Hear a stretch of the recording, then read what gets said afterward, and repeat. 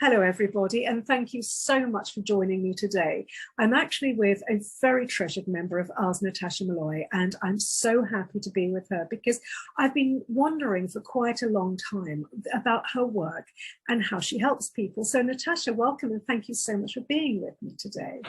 Hello, Janie. Thank you for having me today. Pleasure, absolute pleasure. So, Natasha, can you just kick off by telling the viewers and also the listeners, because I know this also goes out as a podcast as well, can you tell them a little bit about the work that you do and how it helps people?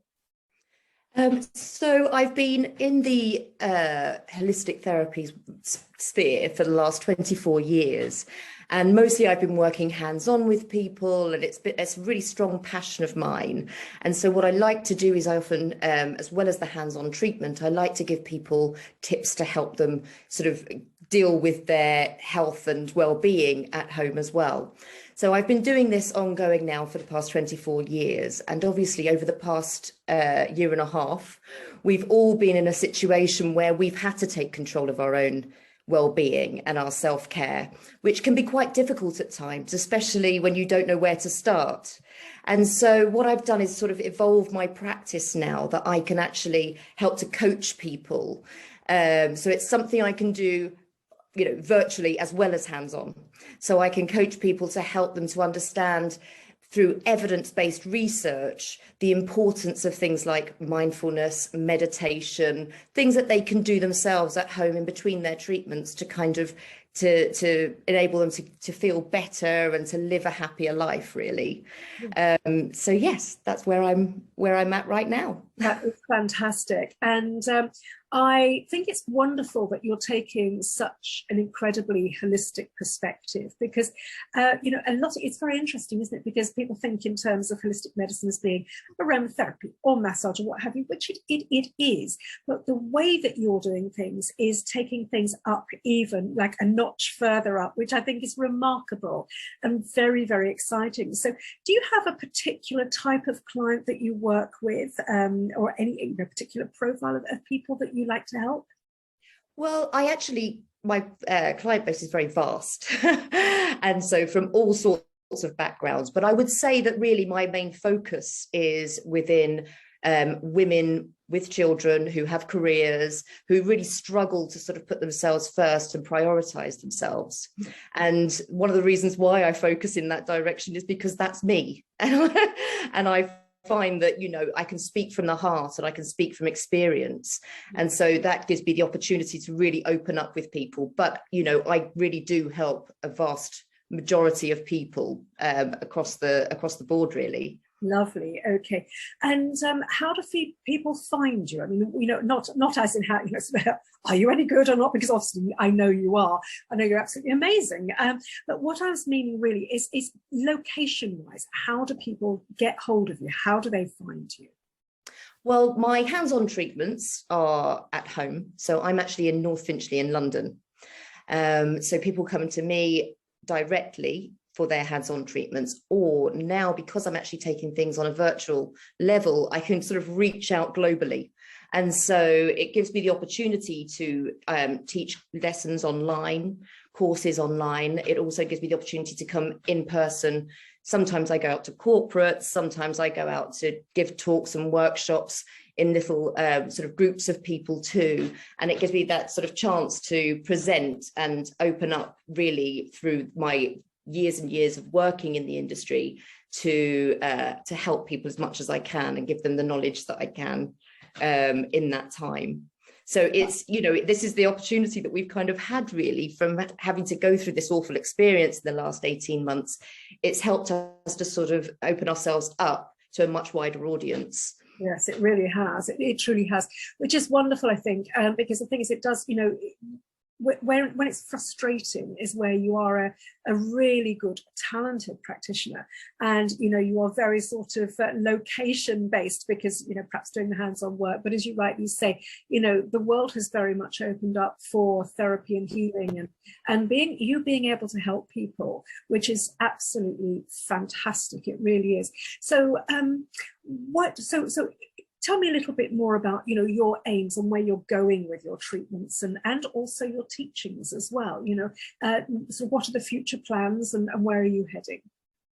Well, my future plans are to work as a well-being and resilience coach.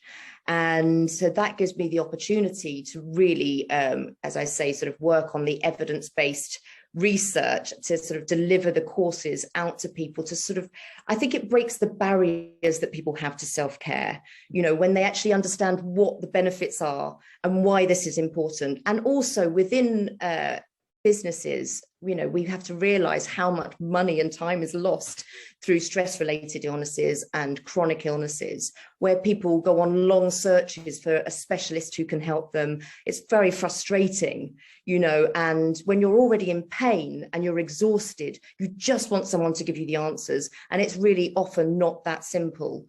And quite often you can go on a very long journey before you're told that you have to go away and manage your stress levels. And that's the only way you're going to start challenging the healing process. And so by having somebody you can speak to who can give you some guided advice and also just help you to sort of that accountability where you've got someone who's going to keep in touch with you to make sure you're keeping on top of that self-care, because we often, especially as mothers, put ourselves so far down the priority list of everything else that we have sort of juggling each day that quite often we sort of make a good impact in our self-care. We start on a good process. We start to feel a little bit better. We take it for granted, and then everybody else starts to go to the top of the list again.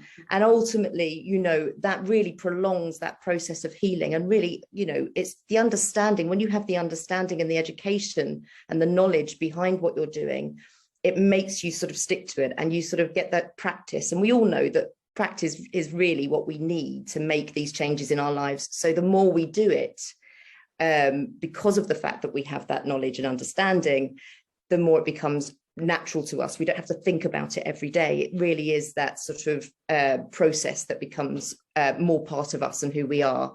Yes, I think you're absolutely right. And I think that we are seeing massive overwhelm as well at the moment. Aside from, you know, we think of stressors, you know, the sort of the normal stressors of life. But obviously what's happened, as you rightly say, over the last 18 months, you know, it has been really an unprecedented situation. And I think what I'm seeing in a lot of people that I speak to, and I don't know if this is reflected in the people that you're helping, but a lot of people saying that they are just completely overwhelmed at the moment. And is that something, you know, it's this phrase I keep hearing, is that something that you can work with as well? Absolutely. So, you know, when you start to manage your thoughts better and how you sort of prioritize your time, it helps you to do that really. And, you know, I just think that the overwhelm and also burnout, a lot of people, especially if they've been homeschooling and they've been trying to manage work and all of that sort of stuff, have kind of fallen so far behind and are doing things like trying to catch up by getting up super early in the morning and then working really late into the evening. And, you know, and really, as I say, that's sort of putting their self-care right to the back. So there are benefits to working from home and the things that people have been able to do. And you don't have that travel and the stresses of getting to and from work and things like that. But I do think that people have really suffered with not getting out of the house and not having that sort of communication with other people and teammates and you know, their staff, and just being able to kind of offload a little bit with people that understand where they're coming from, you know. And that's something that I think sometimes it all then becomes a point of, as you say, overload, burnout. And that's where you need to sort of seek help. Yes, yes. I think what you're doing is so valuable. It's incredible, actually. And, you know, I really do think anybody who's, you know, just who is looking for help and support and solutions, you know, really ought to contact you, because, you know, I know the way that you work, and, you know, we've had discussions in the past and so on. And I have to say, I think, you know, I find it very, very impressive. And I think, you know, just I love your approach, because you're very gentle and you are very nurturing, I think, in the way that that you support people. And I really do think that's what we need right now. You know, I think we do need a bit of gentle in our lives. And I know you definitely do that so beautifully. Absolutely, Natasha. So, yeah.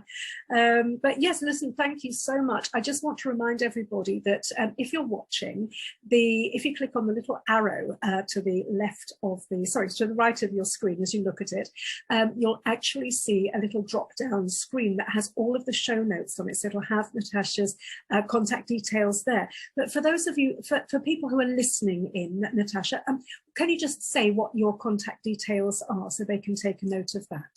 Absolutely. It's quite easy. It's natashamolloy.com. If you're looking me up, you can actually find me there, and that has the links to all of my Facebook, my Instagram, and LinkedIn. So, and obviously it has my contact details. I'm more than happy for people to call me directly and ask any questions if they're interested.